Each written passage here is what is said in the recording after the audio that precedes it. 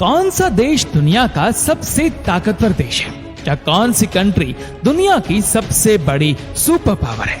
इस सवाल का जवाब ढूंढने के लिए आपको सोचना चाहिए कि किस देश की इकोनॉमी सबसे बड़ी है, किस देश के पास 20 ट्रिलियन डॉलर से ज्यादा का जीडीपी है, या किस देश की कंपनियां दुनिया की सबसे फेमस कंपनी है, या किस देश की फिल्मों ने विश्व पर सबसे ज्यादा प्रभाव डाला है। वह कौन सा देश है जिसने सबसे ज्यादा नोबेल प्राइज जीते हैं, या फिर सबसे ज्यादा ओलंपिक मेडल्स जीते हैं, और वह कौन सा देश है जिसके पास विश्व की सबसे ज्यादा स्ट्रॉन्ग मिलिट्री पावर है।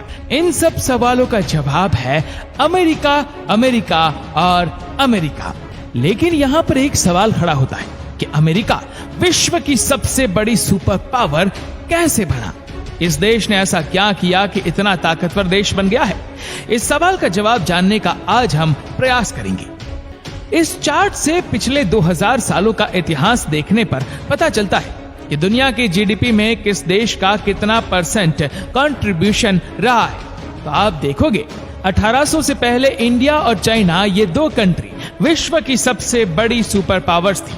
विश्व में ज्यादातर ट्रेड और इकोनॉमिक एक्टिविटी इंडिया और चाइना के अराउंड ही इन्वॉल्व करती थी और 1800 सालों तक ऐसा ही चलता रहा। लेकिन 1900 के बाद से सिर्फ पिछले 100 सालों में अचानक से यूएसए ने अपना डोमिनेंस दिखाया और दुनिया के जीडीपी में इतना बड़ा शेयर ले लिया। ये कैसे पॉसिबल हो पाया? इसके लिए हमें थोड़ा इतिहास में जाना पड़ेगा। साल 1492 इटालियन एक्सप्लोरर क्रिस्टोफर कोलंबस ने नॉर्थ अमेरिका के पास कुछ कैरेबियन आइलैंड्स की डिस्कवरी की। इसी के बाद से ही यूरोपियंस को अमेरिका के बारे में पता चला और अमेरिका की कॉलोनाइजेशन की शुरुआत हुई यूरोपियंस के द्वारा। इस दौरान अमेरिका में रेड इंडियंस रहते थे, जिन्हें नेटिव अमेरिकन्स भी कहा जाता है। बहुत सारे अलग अलग ट्राइब्स थे। स्पेन ने मोस्टली साउथ अमेरिका को कॉलोनाइज किया, जिसे आज के दिन लैटिन अमेरिका कहा जाता है। यही रीजन है कि ज्यादातर साउथ अमेरिकन कंट्रीज में स्पेनिश बोली जाती है। ब्रिटेन ने अराउंड 1600s में अमेरिका में अपनी पहली कॉलोनी बसाई और फ्रांस ने भी कॉलोनाइजेशन स्टार्ट किया। शुरुआत में यही 3 मेन पावर्स थी, ब्रिटेन, फ्रांस और स्पेन, जिन्होंने नॉर्थ अमेरिका को कॉलोनाइज किया। इसके बाद आने वाले सालों में अमेरिका में रहने वाले नेटिव अमेरिकन की पॉपुलेशन 80 से 90% खत्म हो गई और इसके पीछे कई रीजंस हैं। लेकिन सबसे बड़ा रीजन है जो डिजीज यूरोपियन कॉलोनाइजर्स अपने साथ लेकर आए थे, स्मॉल पॉक्स और इन्फ्लुएंस जैसे डिजीज।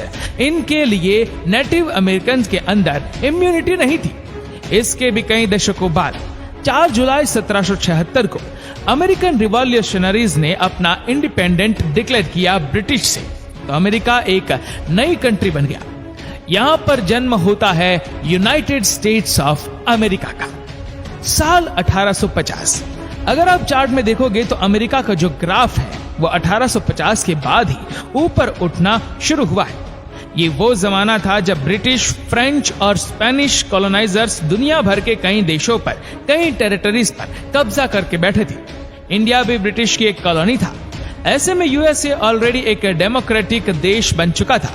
तो कोई भी नया देश अगर सोचता है कि मुझे यूएसए के साथ जुड़ना चाहिए या फिर ये ब्रिटिश, फ्रेंच और स्पेनिश के अंदर, इनके राज्य के अंदर आ जाना चाहिए, तो कोई भी देश यूएसए से जुड़ना प्रीफर करता है, क्योंकि उन्हें वही फ्रीडम, वही डेमोक्रेसी मिलती जो यूएसए में कई स्टेट्स को मिलने लग रही थी।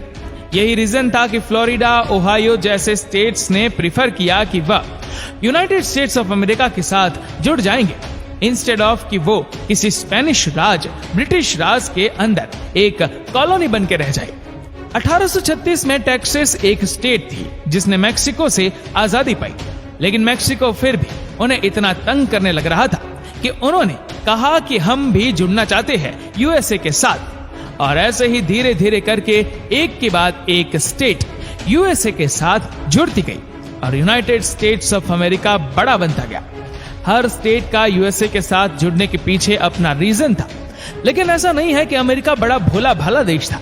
मतलब एक डेमोक्रेटिक कंट्री जरूर था अमेरिका, लेकिन उनके भी इंटेंशन थे कि जितना ज्यादा वो अपनी टेरिटरी को एक्सपेंड कर सके उतना ही अच्छा होगा। इसी रीजन से 1867 में अलास्का की जो टेरिटरी थी वो अमेरिका ने रशिया से $7.2 मिलियन देकर खरीद ली। ऐसे ही एक हवाई की स्टेट है पैसिफिक ओशन के बीचों बीच। आप सोचोगे कि आज के दिन एक टेरिटरी जो इतनी दूर है यूएसए से, कैसे यूएसए का पार्ट हो सकती है। 1898 में यूएसए ने किंगडम ऑफ हवाई को ओवरथ्रो कर दिया और इस टेरिटरी को भी ऑक्यूपाई कर लिया।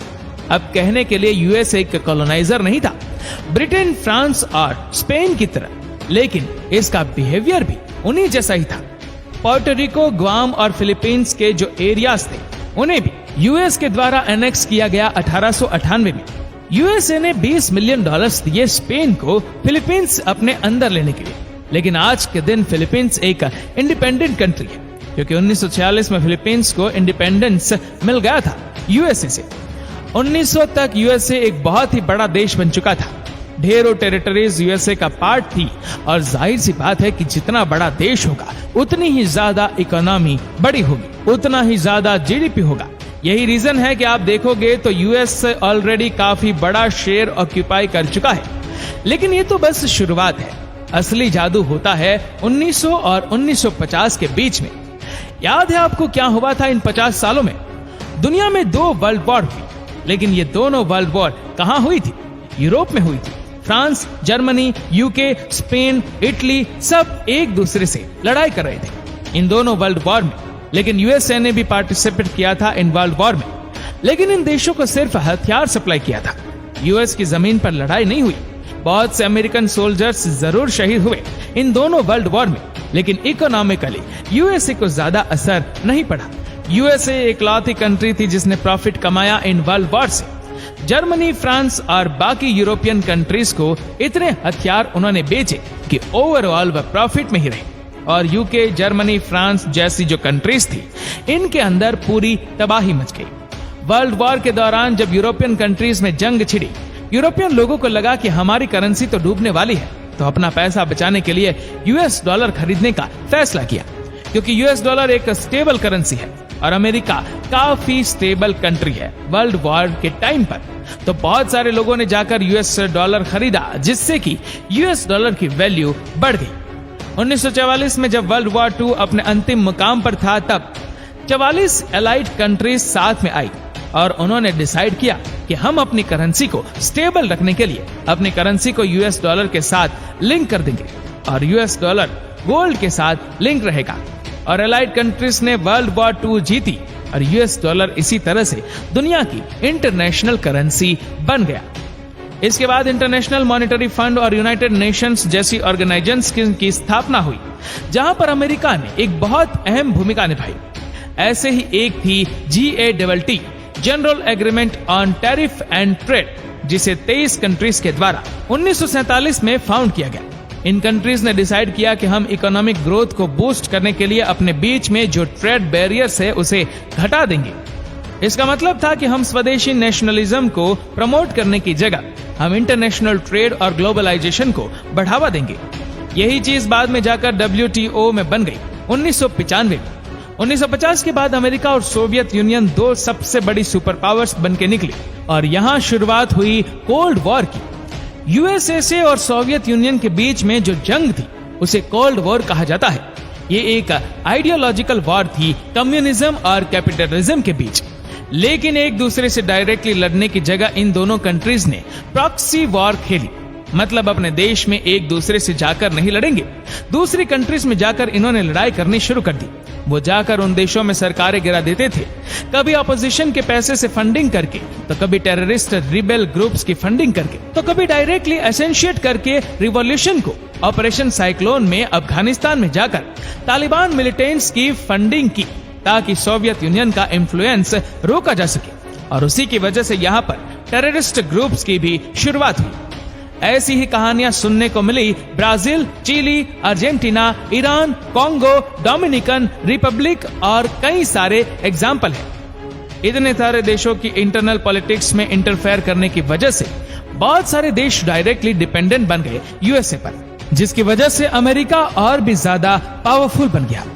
यही रीजन है कि आज के दिन 800 से ज्यादा मिलिट्री बेसिस है अमेरिका के 70 से ज्यादा अलग अलग देशों में। और कोल्ड वॉर के दौरान ये सब अचीव करने के लिए अमेरिका को मिलिट्री पर बहुत सारा पैसा स्पेंड करना पड़ा, जिसकी वजह से आज के दिन अमेरिका की मिलिट्री पावर बेस्ट है। 1949 में अमेरिका ने यूरोपियन कंट्रीज के साथ नेटो अलायंस बनाई सोवियत यूनियन के इन्फ्लुएंस को रोकने के लिए, और ये नेटो अलायंस आज के दिन तक एग्जिस्ट करती है। इसी की वजह से ही अमेरिका हमेशा ही कोऑपरेटिव रहा वेस्टर्न यूरोपियन कंट्रीज के साथ, और ज्यादातर वेस्टर्न यूरोपियन कंट्रीज अमेरिका पर काफी डिपेंडेंट रही इतने सालों के लिए, क्योंकि उनकी खुद की इकोनॉमी डिस्ट्रॉय हो चुकी थी और अमेरिका काफी पावरफुल था। इन सब बुरी चीजों के लिए पूरे देश को ब्लेम करना सही नहीं होगा, क्योंकि ढेरों प्रेसिडेंट बने यूएसए में, जिनमें से कुछ प्रेसिडेंट ऐसे थे जो मिलिट्री पावर पर फोकस करते थे, जैसे कि Ronald Reagan, Richard Nixon, George Bush और डोनाल्ड ट्रंप। लेकिन दूसरी तरफ कुछ प्रेसिडेंट्स ऐसे थे जो पीसफुल अलायंस बनाने पर फोकस करते थे और उनका मिलिट्री में ज्यादा इंटरेस्ट नहीं था, जिसकी वजह से देश आगे बढ़ा है पीसफुली।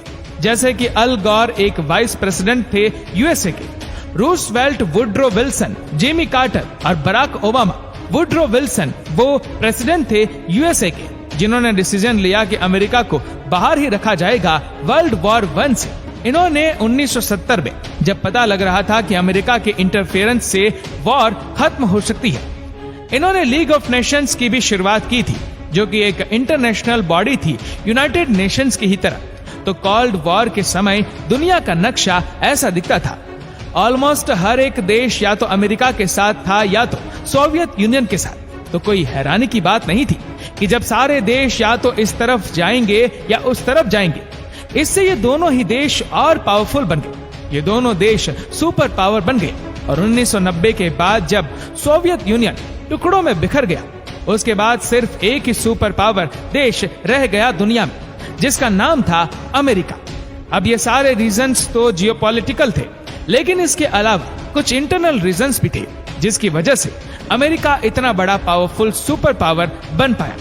कल्पना चावला, सुनीता विलियम्स, सत्या नडेला, कितने ऐसे इंडियंस हैं जो अमेरिका में जाकर सक्सेसफुल बने। एल्बर्ट आइंस्टाइन एक जर्मन जो अमेरिका में जाकर बड़े पॉपुलर हुए। एलन मस्क एक साउथ अफ्रीकन जो अमेरिका में आए और इतने सक्सेसफुल बने।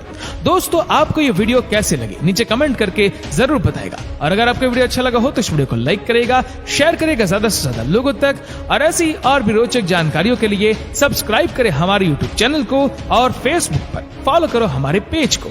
धन्यवाद।